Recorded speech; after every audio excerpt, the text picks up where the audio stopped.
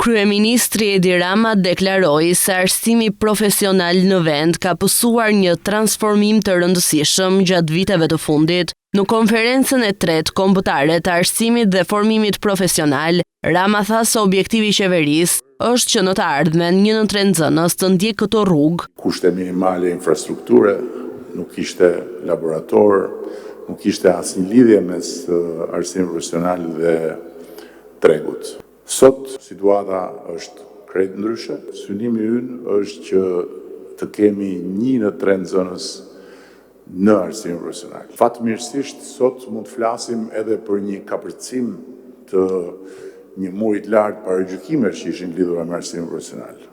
Pikërisht sepse dikur arsimi profesional ishte si një rifugjo për nxënësit që kishin rezultate të cilat nuk u jepnin asnjë shans që të shkonin në universitet. 63% e atyre që mbarojnë arsimin profesional punësohen. Mëtej kryeministri tha se investimet e mëdha të huaja nuk kanë si qëllim të marrin punonjës të huaj me kosto të ulta. Ideja që investitorët e huaj vinë në Shqipëri për të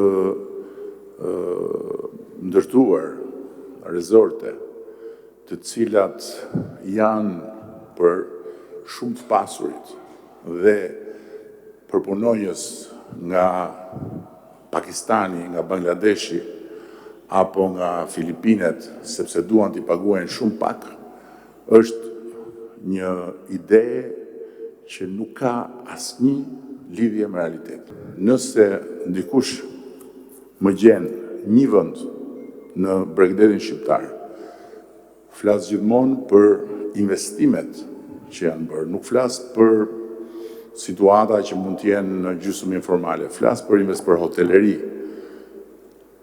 ku paguhet më pak se në Greqi.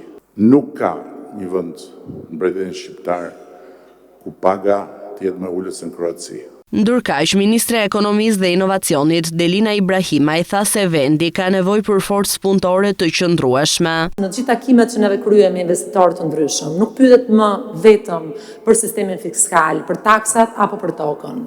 Sot pyetet nëse ka të rinj të kualifikuar me qëllim që bizneset të zhvillohen, bizneset të ndërtohen, por edhe të lulëzojnë. Aktualisht, mbi 17.000 të rinj ndjekin arsimin profesional në 31 shkolla publike në të gjithë vendin.